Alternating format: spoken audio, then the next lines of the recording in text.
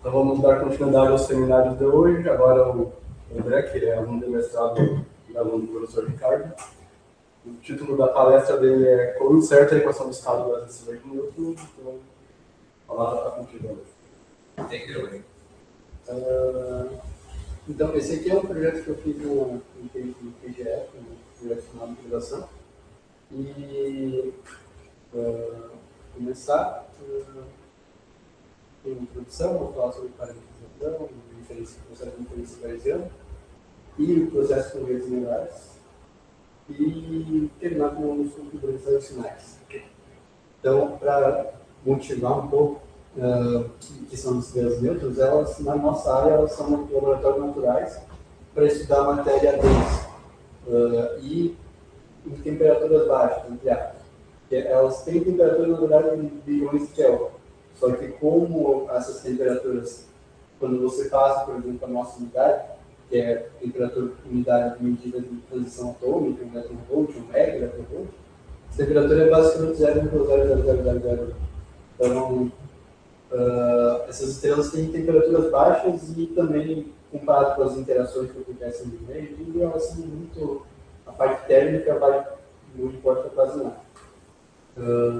E elas são estrelas muito massivas, então tem uma massa de 2 massas solares em um raio de 12 km. Comparado com o tamanho de Santa Maria, o raio dela está mais ou menos para a distância do centro para Calumbi, que é muito pequeno como uma estrela.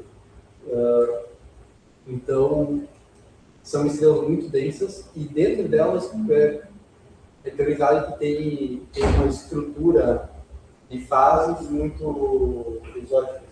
Então, vai ter uma camadinha de fora que vai ter atmosfera, vai ter átomos normais, mas daí vai começar a ter a crosta da estrela, que daí vai ter núcleos atômicos bem pesados, vai poder começar a ter um pouquinho de nêutrons livres, uma sopa de nêutrons, prótons e elétrons. E daí, quando vai chegando mais um núcleo, vai ter basicamente só quase nêutrons e prótons e elétrons, pode ter outros tipos de partículas, como os muons e hiperons até. E daí você vai chegando para o núcleo da estrela, as densidades começam a ser altas, o suficiente para começar a aparecer bastante ímperos, que é um dos problemas que tem na área, que ímperos deveriam aparecer, porque quando eles são incluídos nos modelos, eles dão observações piores. E também pode ter quarks desconfinados ou outros tipos de matéria exótica. E do ponto de vista de teoria, a matéria, a equação de estado dentro dessas estrelas, ela é muito pouco restrita. Então, em baixíssimas densidades tem um input que é quase são cálculos teóricos bem confiáveis, abaixo da densidade de saturação de núcleos, ou seja, densidades bem baixas que são encontradas aqui na Terra. E em densidades altíssimas tem os resultados de teoria da perturbação que também são confiáveis. Só que o que está ali no meio não tem nenhum tipo de teoria fundamental que consegue descrever de uma forma que é possível extrair informação. Porque é difícil de calcular o que está ali no meio. E, do ponto de vista de observações, ultimamente estão aparecendo muitas observações de massa e raio dessas estrelas, na verdade são umas manchas, cada uma dessas observações, que elas dão alguma informação justamente naquela região onde não tem nada, não tem nenhum input teórico. E justamente tem as equações de Thoma, Oppenheimer e Volkoff, TOD, como chamamos, que elas relacionam a equação de estado, que é essa em azul no epsilon do P, a intensidade de energia em função da pressão da matéria, e você pode relacionar essa equação de estado com observáveis astrofísicos, o raio e a massa do estrela. E quando você resolve essas equações de estado, você consegue, essa equação de Thor, você consegue ter a massa total e raio total das estrelas. E, atualmente, os resultados da literatura que combinam essas observações de massa e raio para tentar achar a equação de estado para essa estrela de Newton, inclusive, eu falo de equação de estado de estrela de Newton, mas é bem diferente da equação de estado de uma estrela. A equação de estado de uma estrela depende de composição dela, tem alguma informação do score, que pode ser resultado de outras supernovas. Então, a equação de estado de estrela do Newton é esperado que seja uma equação de estado que descreva todas as estrelas Newton que tem, porque a matéria é tão densa que ela não tem muita diferença entre um observador e o outro. Tá tudo que compõe esse Newton está quase no fundamental. Tem e das altas energias, você vai ter a geração de partículas e antipartículas, isso vai fazer com que a estrutura não importa. Tipo, se uma estrela normal tinha tanta composição de hélio, tanto de hidrogênio, o que acontece durante o colapso de uma supernova pequena, estrela de Newton, é quase como se os prótons dos elétrons se fundissem e virassem nêutrons e jogassem aquilo para fora. Então tudo virou nêutron e não tem mais átomo, apesar que tem núcleos pesados.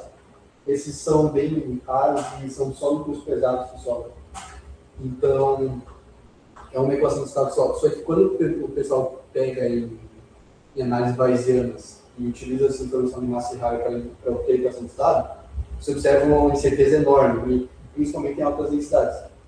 E daí tem uns trabalhos que vêm tentando fazer isso com redes neurais, e quando eles extrapolam os resultados para densidades muito altas, as incertezas desses métodos elas vão ser muito baixas. Ou seja, tem um método que está dando uma incerteza enorme e o outro método que está dando uma incerteza menor. E, então, como o resultado bayesiano é, de certa forma, o método mais bem estabelecido para tentar obter esse tipo de informação, que o objetivo é tentar mostrar por que está tendo uma incerteza tão pequena nesses métodos de redes neurais. E aqui é uma motivação, porque aquele problema de resolver, de pegar a equação de estado e usar as equações de Pauli e obter massa e raio, tentar fazer o inverso, pegar dados de massa e raio e tentar obter a equação de estado, não é um problema bem definido. E aqui é um exemplo de um problema que também não é bem definido. Imagina uma função que é y igual a x quadrado, mas agora você inverte a função e tenta achar um x dado y. Não tem uma resposta só. Se você pegar um x que é diferente de zero, você faz um corte e vai ter duas, por exemplo, em 3, você faz um corte em y igual a 9 e vai ter um x mais ou menos 3. Então, um método que é determinístico, como o de redes neurais mais simples, lá no topo da esquerda, ele vai prever, quando você dá todos os dados, ele prevê a média. Então, ele vai pegar no zero. E é justamente onde não tem nada. E a incerteza também vai ser muito baixa. Porque justamente não tem informação para descrever ou a parte de cima ou a parte de baixo. Daí, quando você coloca outros tipos de métodos que são mais não deterministas, são mais estatísticos, como redes neurais bayesianas, esse no topo da direita, que ele prevê uma incerteza bem grande, só que daí, como ele só tem uma, ele só pode dar como saída uma distribuição gaussiana, ele pega uma gaussiana com um erro enorme para pegar os dois ângulos.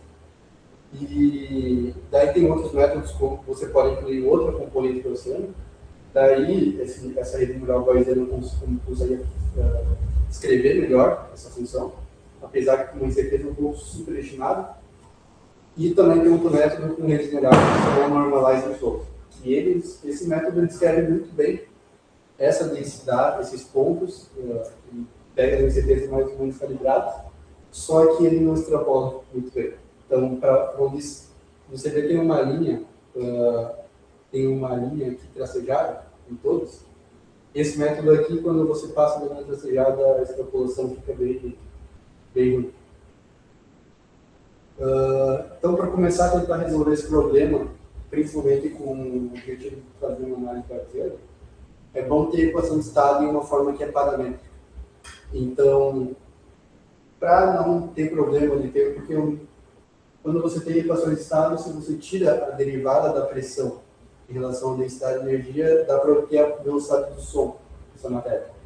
E é uma derivada que deveria ser adiabática, só que como a temperatura aqui é muito baixa, isentrópica, só que como a temperatura aqui é muito baixa, a entropia é basicamente zero, então pode pegar qualquer coisa vai ser isentrópica.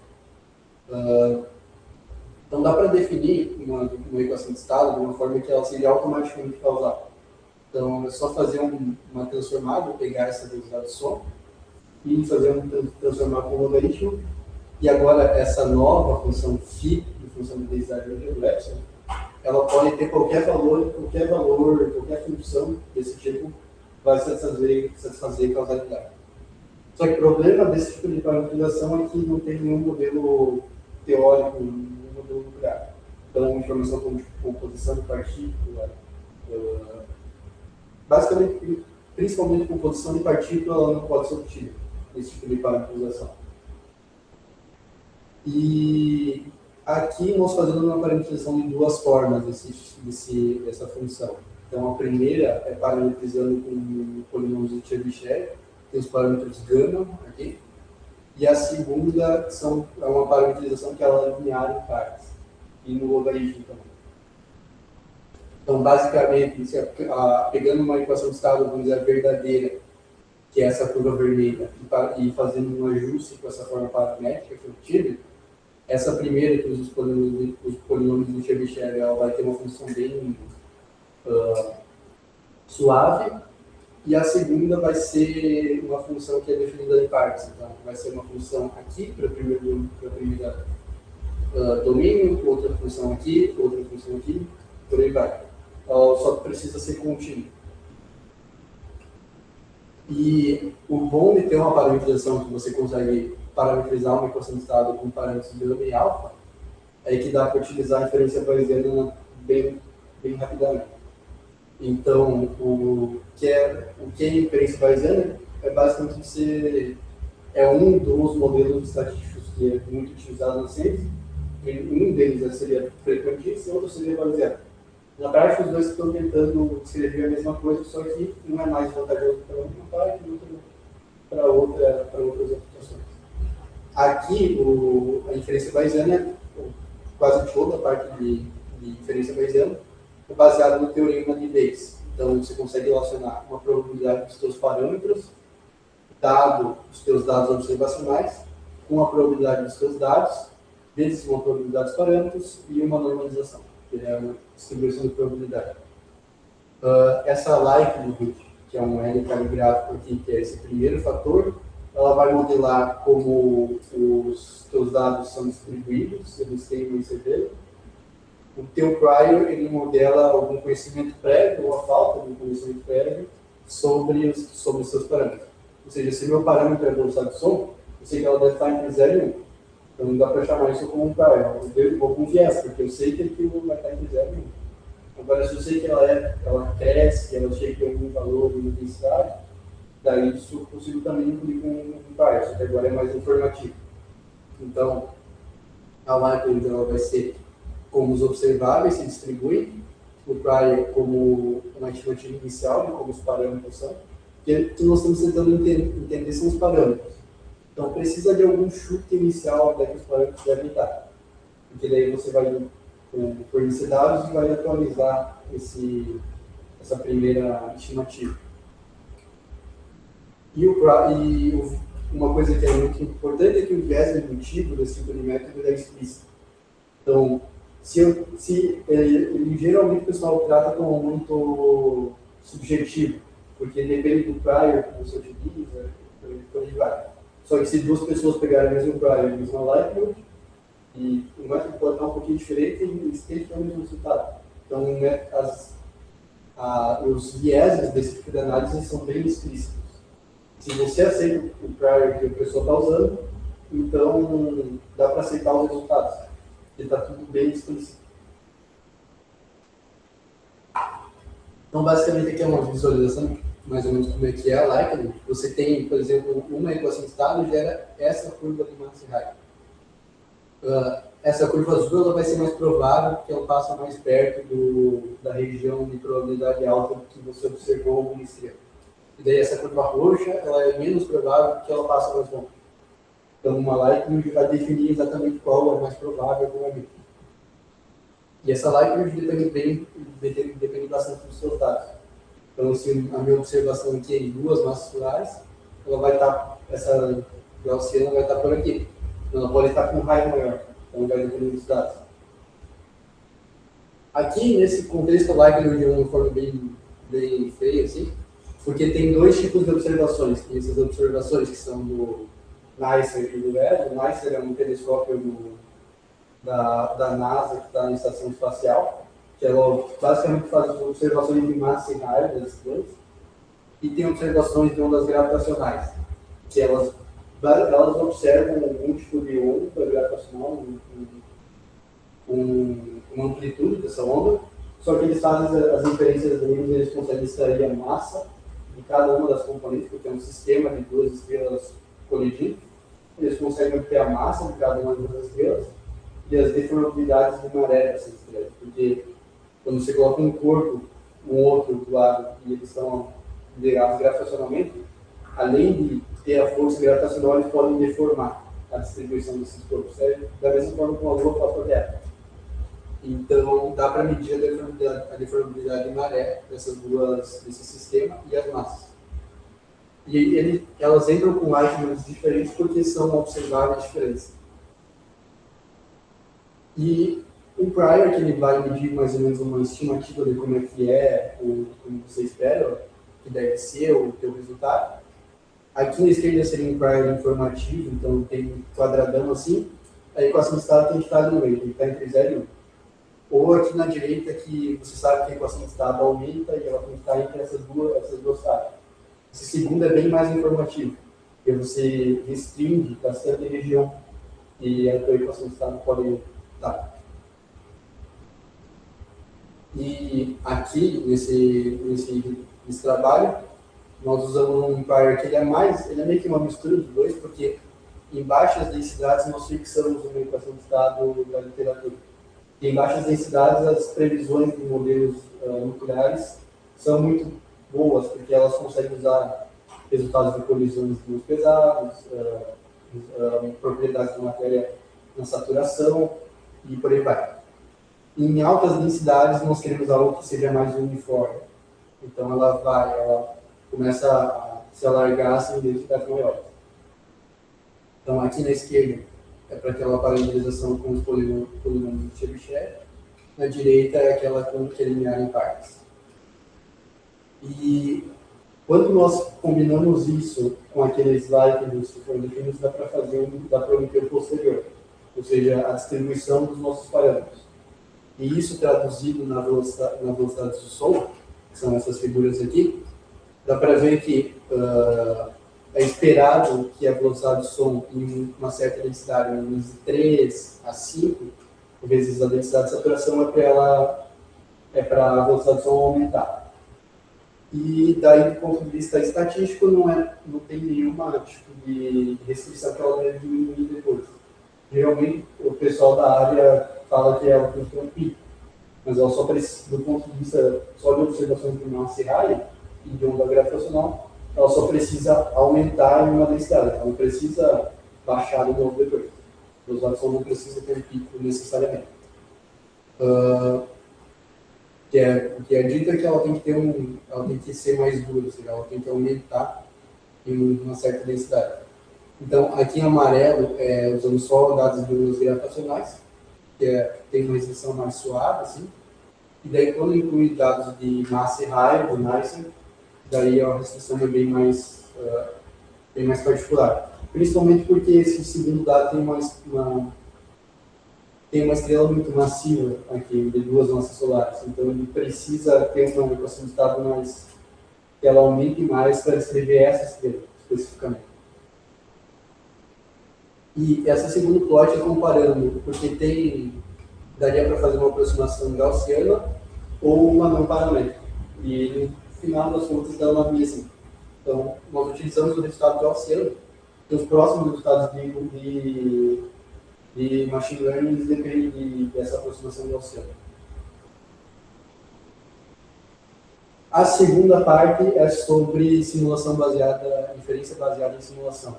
Então, antes tinha uma likelihood. Se essa likelihood ela é muito difícil de calcular por algum motivo, ou ela é computacionalmente cara de calcular, ou fazer a estimação de densidade, porque precisa usar essa aproximação gaussiana ou não paramétrica, se isso for muito difícil, essa abordagem ela é feita para abordar esse tipo de problema. E ela geralmente também tem um outro ponto de vista vantajoso, é que ela pode ser implementada com redes neurais. E ela tem outro nome que eles chamam de inferência livre de likelihood, só que na verdade a likelihood ela existe, só que ela é implícita, que é bem diferente do modelo bayesiano que eu mostrei antes. E todos os viés indutivos estavam bem explícitos no modelo. Aqui tem alguns viés que estão mais implícitos, tem que cuidar um pouco mais. Então, basicamente, eu consigo resolver uma equação de estado e dar algum tipo de desvio dos valores observados para os reais. Então, eu consigo começar a fazer uns desvios gaussianos. Isso, tanto na massa de raio quanto nas medidas de deformidade de maré. E com isso eu consigo treinar com esses pontinhos que eu fiz uma simulação, eu consigo treinar uma rede neural. Então, o primeiro dos modelos utilizados é esses perceptron multicamadas. Então, são transformações afins parametrizadas por composições não lineares.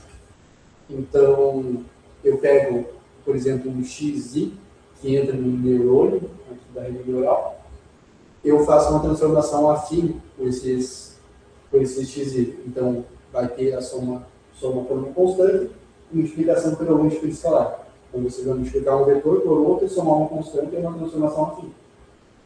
E daí você compõe isso com uma função não linear, um signo.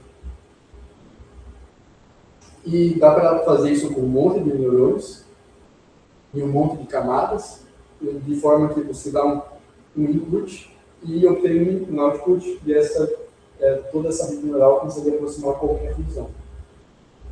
E aqui são dois exemplos de funções de ativação, uma é uma tangente não hiperbólica, um reino linear, e a outra é uma ReLU, que ela parece linear, mas tem uma não linearidade aqui na origem. Então, ela dá uma quebrada. Assim. Os parâmetros dessa transformação, que seriam esses dados, eles estão livres. Então, você minimiza algum tipo de função para ajustar ele para qualquer tipo de dado que você quer. Então, a mais usual é utilizar essa MSE, que é os erros médios quadráticos, a média dos erros quadráticos. Então, você pega a previsão da rede neural, que é esse Y chapéu, menos o valor real, tira o quadrado, e daí tem uma média, porque são muitos pontos que você utiliza. E acontece que com esse tipo de função de perda, dá para mostrar que no limite de muitos dados, infinitos dados, para falar a verdade, esse tipo de função de perda vai levar sendo otimizada, vai levar à estimação da média condicional. Ou seja, só tem uma estatística sendo estimada aqui, a média. E isso vai ser importante, porque depois já dá para ver justamente por que esse tipo de método falha. E a outra abordagem com redes neurais é com o Normalizing Flow. Eles modelam uma densidade de probabilidade. Então, enquanto antes ele modelava um input e um output, aqui ele modela uma distribuição. Então, a forma como ele faz isso é que ele exige que ele usa uma transformação, que ele transforma uma densidade de probabilidade em X em outra em U. E ele tem esse nome normalizing, porque dá para transformar qualquer distribuição arbitrária em uma distribuição normal, que é geralmente a desejada. Então, a função perda desse tipo de transformação, ela minimiza essa divergência de Kubert-Liebler, que isso aqui é minimizado quando essa P de x asterisco for muito próxima a P de x. Daí, então, você está fazendo com que a distribuição que você obteve é muito parecida com a que você quer ter. Então, você consegue ajustar distribuições desse tipo de função de perda. E aqui é um exemplozinho que dá para pegar, eu peguei logo do nosso laboratório. Dá para transformar uma distribuição que parece com essa logo. Você vai passando por um monte de transformações desse tipo, até que no final tem algo que é uma distribuição normal. E o fato dela ser invertível é que dá para sair desse normal e voltar para o original. Então, os processos vão para os dois lados. Quando aplica, comparando com o modelo com uma abordagem bayesiana, aplica essa primeira abordagem com redes neurais e essa com normalizing close, dá para ver já a diferença. os resultados no velocidade do som. Então, enquanto os da ponta, dos dois lados aqui, tem uma incerteza bem grande em universidades maiores, essa com redes neurais, que foi mostrado que ela estima média, ela tem uma distribuição que ela vai ficar bem colapsada em torno de um 0,5. Se a tua velocidade de som está entre 0 e 1, 0,5 é a média. Então ele está estimando basicamente a média dos seus dados. E daí quando você vai para os observáveis, mesmo por tudo que é observável, que são os diagramas massa e raio, todas essas abordagens têm uma incerteza mais ou menos qualitativamente igual. Então, se todas as equações de estado dão mais ou menos o mesmo massa, mesmos curvas de massa e raio, então quer dizer que as que têm certeza maior devem ser as corretas. Porque se estão todas na mesma, então quer dizer que o resultado é incerto. Então precisa ter uma certeza maior lá na equação de estado. E basicamente esse é o resultado. Só para mostrar que tem muitos trabalhos, inclusive um que saiu no archive pouco tempo atrás, que mostra utilizar redes neurais para estimar a equação de estado e mostra incertezas que são muito pequenas comparadas aos outros métodos. E isso precisava ser mostrado. Então, a equação de estado, ela não é recebida em altas densidades, isso foi algo que foi encontrado. Em altas densidades são todos os distribuições bem abertos. E as incertezas dos resultados de NLP, que é essa abordagem de redes neurais não deterministas, elas são subestimadas. Nós sabemos que a análise bayesiana é um método mais bem estabelecido, ele é utilizado por colaborações enormes, tipo essa do Nicer, a do Ligo e do Cabra, e outras colaborações. Então, todo resultado novo deveria ser comparado com os resultados mais bem estabelecidos. E para estimar incerteza com redes neurais, nós precisamos de uma análise cuidadosa, porque nem todo tipo de rede neural consegue produzir incertezas que são precisas. Na média, os resultados de média são muito confiáveis, mas os resultados de incerteza não são confiáveis. E no futuro, tem algumas diferenças ainda aqui, algumas coisas que ainda precisam ser implementadas, como o fato de que uma das vantagens que é feita das redes neurais é que esse tipo de resultado da análise bayesiana demora por volta de 12 horas para mudar. Com redes neurais você consegue reduzir isso para coisa de 1 hora. Só que o problema é que não é totalmente amortizado. Então toda vez que chegar alguma observação nova, tem que pegar a rede neural e treinar de novo. E isso é algo que ainda não foi implementado. E as incertezas nessa região de alta densidade, elas são enormes, mas elas talvez possam ser reduzidas com dados de QCD perturbativo e muito para o futuro para alguma observação de pós-merger de estrelas vivas. E é isso, um agradecimento e obrigado pela atenção.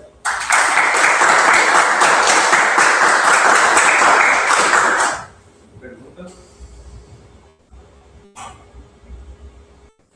Eu tenho uma pergunta. Como você explicaria para alguém que não é da nossa área que informação física da velocidade do som fornece? Do sistema, das... Daí depende, porque uma velocidade de som calculada em uma isentrópica, ela é uma propagação de ondas mecânicas sem nenhum tipo de dissipação. Então a onda ela vai se propagar até a borda desse fio sem parar. Só que o problema de velocidade de som em equação de estado e desenvolvimento é que nem sempre o que está sendo calculado é a velocidade de som mesmo. Então, por exemplo, se ali no meio tem uma fase cristalina, a velocidade de som pode ser diferente do parcel P e parcel F. Então, geralmente essa velocidade de som é a propagação de ondas mecânicas, que nem a velocidade de som que não sabemos, atualmente. Só que nem sempre é. E daí, do ponto de vista de equação de estado, de estrelas neutras mesmo, ela tem uma implicação bem simples, né? Ela precisa você precisa endurecer, mas não sabe se a pulsação precisa aumentar e uma certa densidade. E daí isso não importa qual tipo de tipo, o que está acontecendo com a velocidade do som. Então eu posso sempre calcular como Parcel e Parcel Epsilon e garantir que eu consigo bater isso com observações de astrofísica. Mas, do ponto de vista do que está acontecendo ali, o que eu posso estar calculando pode não ser velocidade do som. Mas é o chamado, né? Parcel P, Parcel Epsilon é chamado de velocidade do som em referência a fluidos e a propagação de outros fluidos, mas diz respeito também a essa possibilidade.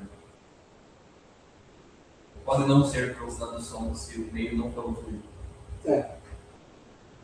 E além disso, ela traz a informação da rigidez do meio. Isso pode ser mais rígido. Sim. E se tem transições de fase, por exemplo, tem barreiras Aí de... aparece um pico na velocidade do som. E transições de primeira ordem, a velocidade do som vai para zero, em algum tipo de densidade. Então, ela tem alguma dessas informações, por exemplo, um pico seria uma transição suave, uma transição de primeira ordem seria uma volta. Mas se ela é velocidade do som mesmo, depende muito do que está ali dentro. Mas do ponto de vista de equação de escala, é bastante importante. A determinação da curva que nós estamos procurando, que é a equação de escala. Então, Mais perguntas? Se não, vamos apoiar alguma vez.